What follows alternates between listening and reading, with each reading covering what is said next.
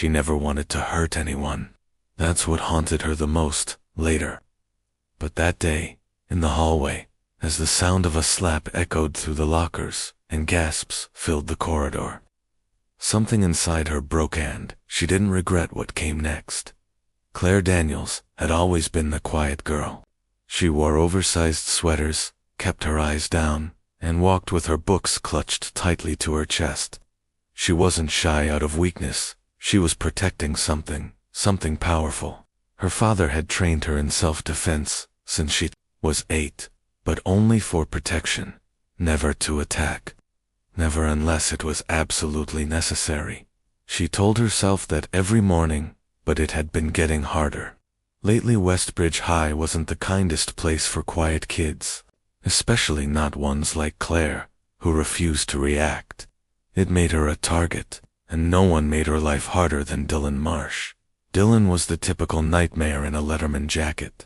Loud, tall, always surrounded by a group of followers who laughed at anything cruel. Claire had endured his taunts for months. He called her a freak, a weirdo. He'd flick her books from her hands, step on her lunch, mock her whispery voice. She took it all in silence, just like she was taught. But that Friday was different. She was walking to biology, hugging the wall as usual, when Dylan stepped in front of her. The hallway buzzed with chatter and footsteps, but it felt like everything slowed.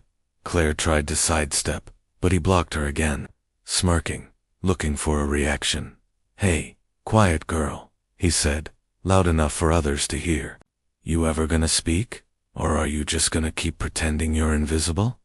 Claire didn't answer, just lowered her gaze and moved again, and that's when it happened. He slapped her, not hard enough to bruise, but loud enough to silence the hall, loud enough to sting her cheek, loud enough to break something inside her that had been straining to stay calm. The world blurred. People gasped, and Dylan laughed. The next second happened so fast that later, most kids weren't even sure what they saw, but they remembered the sound. In one smooth, fluid motion, Claire stepped forward, grabbed Dylan's extended arm, twisted under it, and wrenched it back with surgical precision.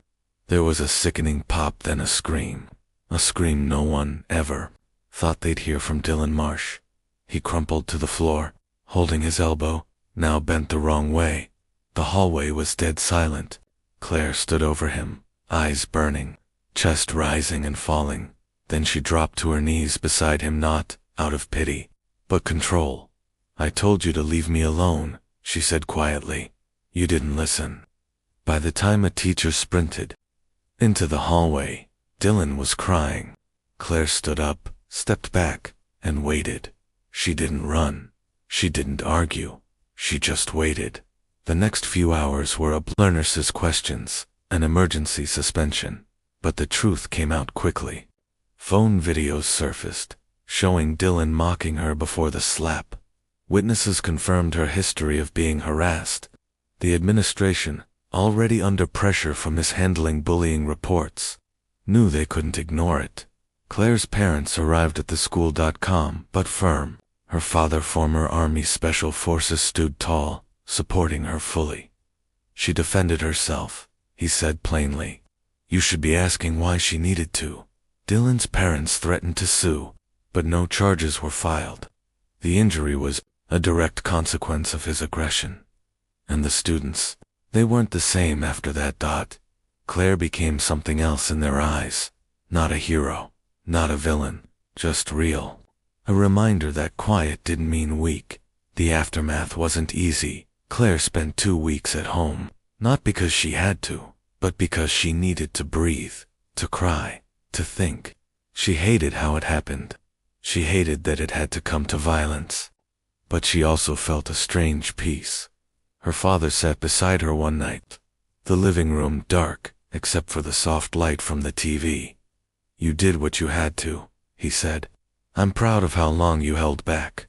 But I'm even more proud that, when it counted, you didn't let him break you. Claire didn't answer. She just leaned against him, letting the silence wrap around them. When she returned to school, things were different. Some kids smiled at her. Others looked away, unsure.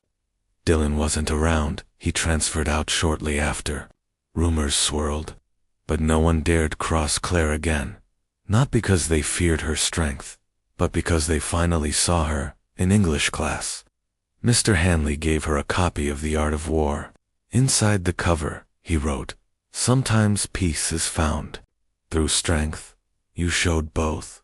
Welcome back." She smiled, for the first time in a long while. The message of her story isn't about violence. It's about limits. About how far someone can be pushed before standing up, not in anger, but in truth. Claire didn't want to be seen as dangerous. She wanted to be seen as human, and finally, she was.